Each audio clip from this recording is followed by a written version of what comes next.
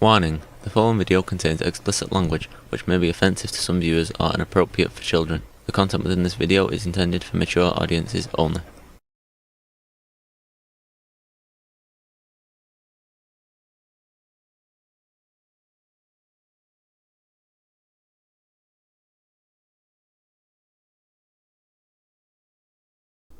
Hello and welcome to this video.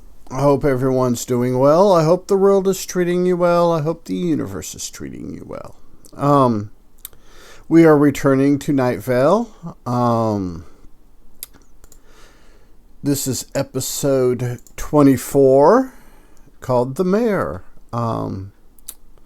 So without further ado, let's see what our boy Cecil has for us. The sun has risen. You are awake. This symmetry is not without meaning. Welcome to Night Vale.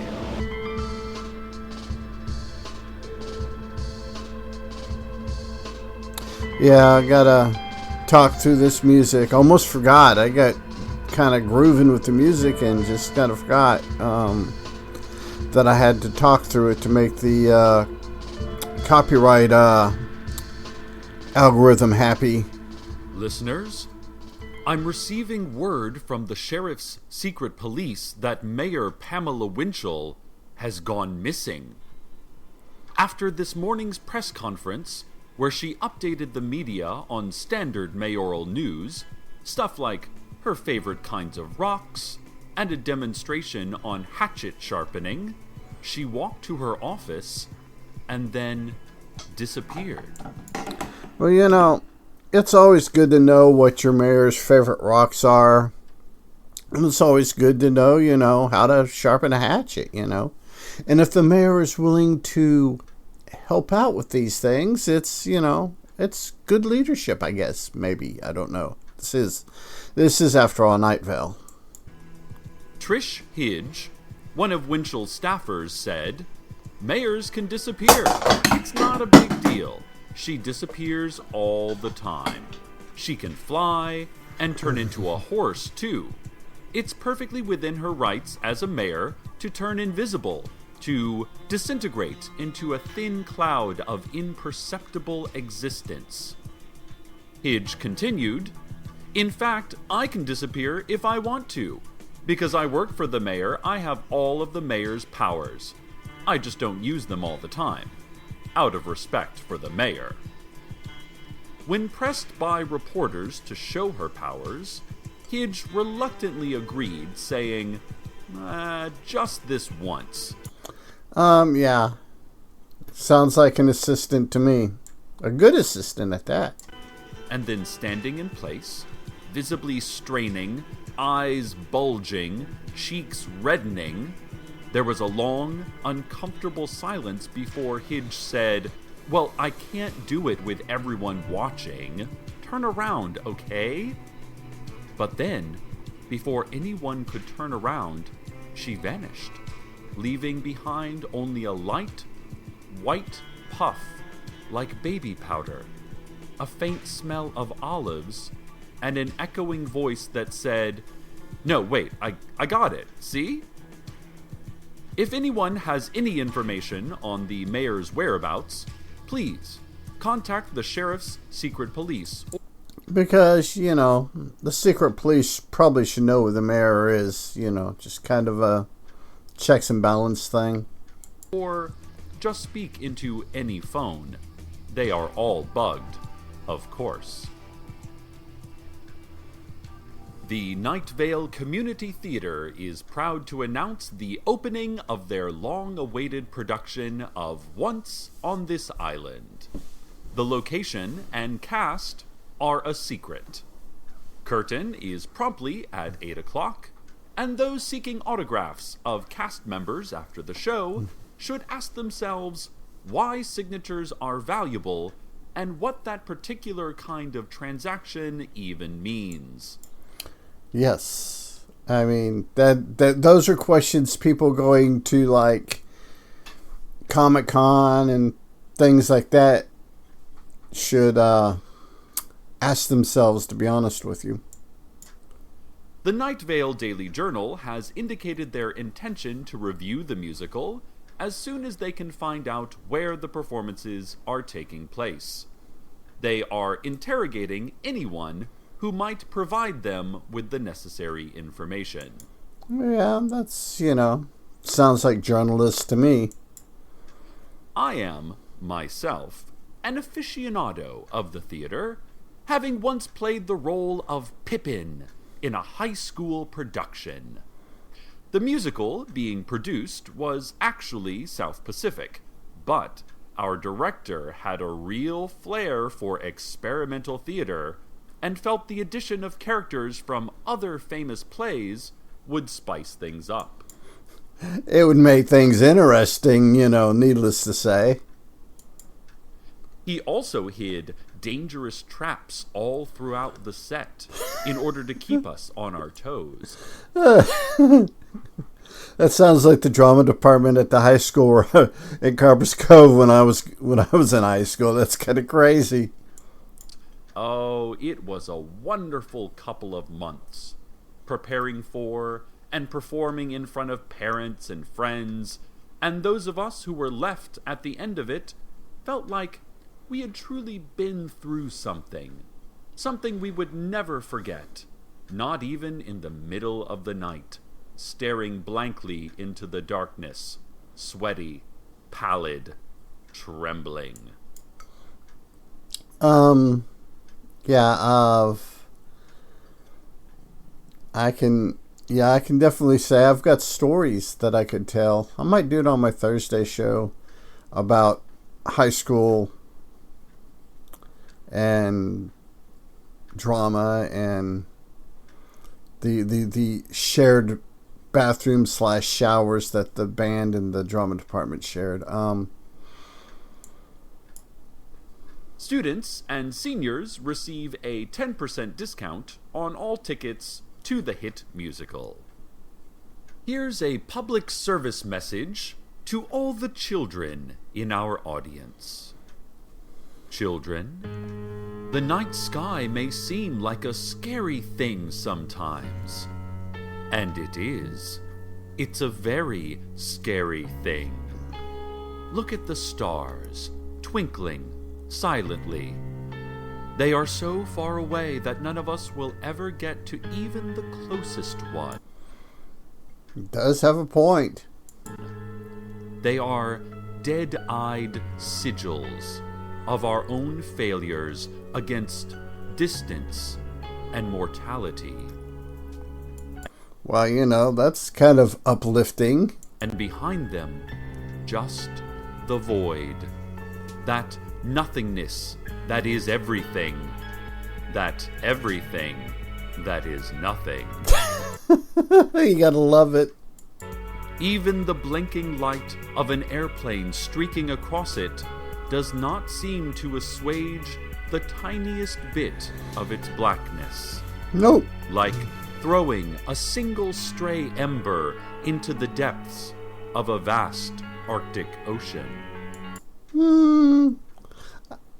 Yeah, that would work, I guess. I was thinking maybe like an ember coming out of a fire into the night sky, but the ocean works. And what if the void is not as void as we thought? What could be coming towards us out of the distance? Insentient asteroid with a chance trajectory? Sentient beings with a malicious trajectory? What good could come of this? Actually, there's some real good interviews of Neil deGrasse Tyson on how we perceive aliens based on how we treat each other and how we expect them to treat us. There's several really good YouTube videos on YouTube. Just do a YouTube search for Neil deGrasse Tyson alien behavior interviews. What good, children, could come of any of this? Fear the night sky, children, and sleep tight in your beds and the inadequate shelters of blankets and parental love. Sleep sound, children. If you can, that is. This has been our Children's Fun Fact Science Corner. More on our missing mayor. Listeners, this might be worse than I could have imagined. I'm receiving word that old woman Josie and a gentleman that may or may not be an angel friend of hers, depending on whether or not angels are real, or if they are real but aren't really friends with Josie, or not real but suddenly became real because Josie willed them into existence. However it is, Josie and her exceptionally tall, winged friend saw Mayor Winchell earlier this morning near the Moonlight All-Night Diner, talking to a man in an offensively cartoonish Native American headdress. Uh-oh, this guy again.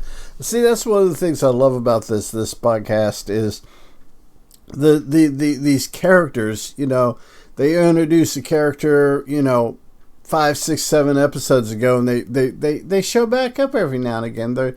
It's an episodic show with, you know, some canonic undertones to it. It's rather kind of cool. Listeners, that is most certainly the Apache Tracker. And look, I don't know what he is up to, but everywhere he goes, nothing good happens. For instance, last time he went to the post office, they had to spend months cleaning the blood off the walls and hire who knows what kind of specialists to stop the disembodied screaming coming from every darkened corner. See, it's these callbacks to things from earlier episodes that are just really cool. I mean, what kind of contractor even specializes in removing screams? Well, besides Shriektronics, of course. But they moved their offices to several miles deep underground, and mostly just generate earthquakes for the government these days. Well, you know, you got to diversify your portfolio. The point is that the Apache Tracker, despite his recent unexplained transformation into a real Native American, is not who he claims to be, and is not a trustworthy individual. I can only fear the worst for Mayor Winchell. Old woman Josie said she saw the two in a heated discussion that culminated in the Apache Tracker opening a leather briefcase. Uh-oh, not the leather briefcase. Which in turn released a thick cloud of black flies. More than you would think could fit into a normal-sized fly briefcase. Some supernatural briefcase, maybe? You know, something out of the ordinary? For Nightville, maybe? I don't know. The man with the insensitively feathered headdress then got into the backseat of a black sedan. Josie said she saw the driver clearly and recognized him, but could no longer remember any details about his face. Josie did not see where the mayor went, though, as her possible angel friend was spending a lot of time explaining why an unassisted triple play in baseball is so rare, and she got distracted because it seemed like a really important story, and she didn't want to seem rude. Yeah, you know, you really don't want to seem rude to, you know, angels. Listeners, we have contacted the sheriff's secret police. If you see this black sedan, the mayor, or have any other information, including light and citrusy dessert recipes for our upcoming special on fresh summer cuisine, please contact us immediately. Especially on the dessert recipes. And now a word from our sponsor. The cleansing of the brain and getting ready for the in-universe commercial. It's always that pause I have to make, just so I don't hurt myself laughing. Listeners, are you lost? Don't know where to turn? Might I recommend the Brownstone Spire? Do you need cash? Cast your eyes to the Brownstone Spire. Alone? Drowning in back taxes and legal problems? Look at the Brownstone Spire. Night Vale's newest spire, built in the night several weeks ago by unknown agents, or aliens, or animals, or just our collective imagination, the Brownstone Spire offers itself to all those who are down on their luck, or destitute, or simply being crushed by the consequences of their own maleficence. You know, that happens. The Brownstone Spire does not care. The Brownstone Spire does not discriminate based on petty morals. Divorce? Out of work? Give yourself to the Brownstone Spire. You might be asking, how much does it cost to receive help from the Brownstone Spire? I can assure you, it does not cost any money. It costs other things. But if you're concerned about what those costs are, then you are not in enough trouble for the Brownstone Spire. You just need a lawyer. But if you are filled with glass shards of regret, the Brownstone Spire, or screaming impotently at an indifferent moon, then no need to look. The Brownstone Spire. Woo, they're dragging this out a bit long, but it's still fairly funny. Will find you. The Brownstone Spire has a slogan. It cannot be pronounced. This message was brought to you by Wendy's. During the commercial break, listeners, we received several calls from drivers saying that they saw the Apache Tracker in a black sedan, but that the mayor was not with him. He and his driver, who they couldn't describe, were standing outside the Desert Flower Bowling Alley and Arcade Fun Complex, still, unmoving, a swirl of dust and smoke spiraling slowly about them, a soft rumble below the sand, and the visceral tension of something about to burst. So much bad news with those two men, Night Vale. Stay away from the fun complex if you can. Not only these men, but there is also that secret civilization living under Lane 5 that is planning a great war against the people of Night Vale. Against us. On the other hand, tonight is dollar beers and free jukebox tokens. Listen, you do what you want. It's your choice. But I'm just saying, that Apache Tracker, or whatever he likes being called, I mean, if you knew someone who was always affecting a derogatory accent or told racist jokes, you wouldn't be friends with them, right? So, who would hang around this guy? What a jerk. does have a very valid point, though. Still nothing on the mayor, dear listeners. The city council has even become upset over this. They have been on the steps of City Hall, pacing and howling in unison like elephants in mourning. Yeah, and actually that is actually something interesting to watch. Once again, I would refer you to doing a YouTube search for elephants in mourning. I turned the volume down because the volume gets kind of irritating after a minute, but watching them, it's kind of interesting.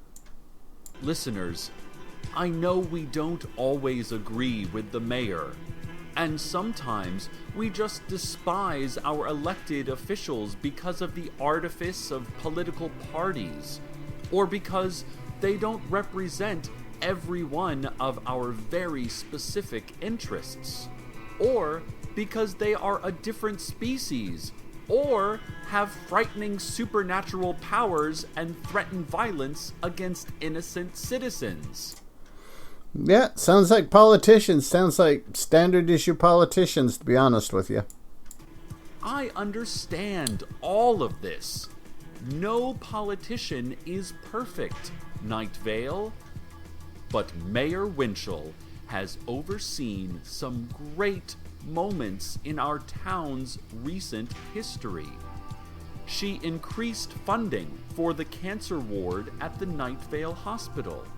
And now, anyone who wants cancer can get cancer. Oh, laughter break. That's funny, just simply because it's. You would think, having lost my first wife to cancer, that I wouldn't find it funny, but I do because of the irony in it, and it's. I guess you have to be of a certain kind of gallows humor inclined to get it. Whether or not they have health care or a reason to live.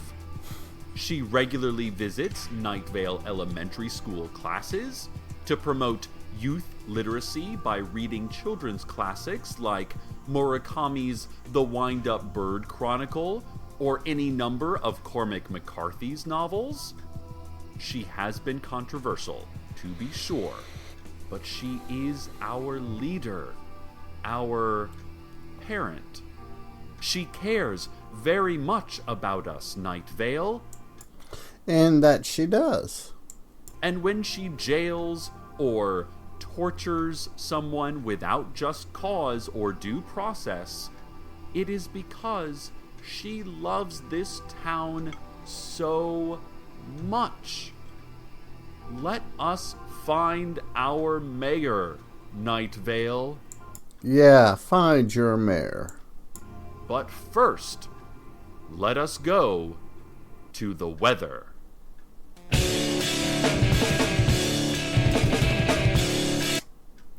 Okay, we will do our standard issue weather pause here and pick up on the other side of the weather. Okay, we are back after the weather. And I will implore you to go find the Welcome to Night Vale podcast and listen to the episodes without my commentary, my giggling, my laughing, and enjoy them in their entirety. Also, a lot of the bands that provide the music for the weather are really good, really interesting, really unique, have a flavor of their own, and are more than worth checking out. A lot of them are on Bandcamp. So, without further ado, let's get back in and see what Cecil has for us. Listeners, moments ago, Mayor Winchell was found. She was holding an impromptu press conference. The press had to stay at least 500 feet away from her as she was standing at the edge of the dog park. And no one except city officials and hooded figures are allowed that close.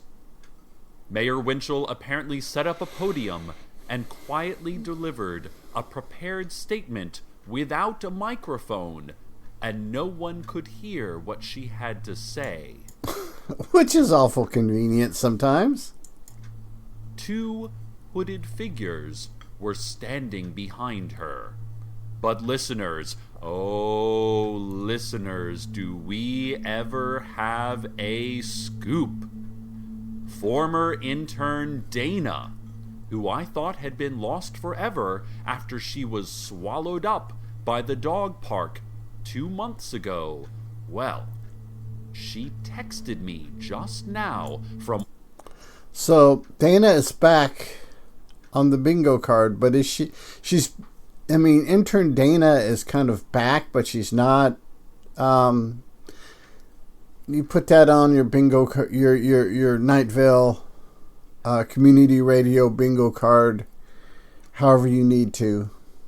Whatever plane of existence she's on, Dana is still alive and in the dog park, and she heard the mayor's speech. And it turns out Mayor Pamela Winchell is stepping down by year's end. Other reports indicated the mayor concluded by lighting the podium on fire, kicking it over, and climbing the 12 feet high, smooth obsidian walls quickly, gracefully, like a salamander, and then shouting several things that sounded like Russian vulgarities. The hooded figures stayed outside the dog park and stared down reporters. Well, yeah, that's probably a good thing at this point, because I imagine the reporters are really wanting to know why she's doing the salamander thing on the obsidian walls. Who grew gray and hunched with melancholy. Many began wailing and clutching their eyes.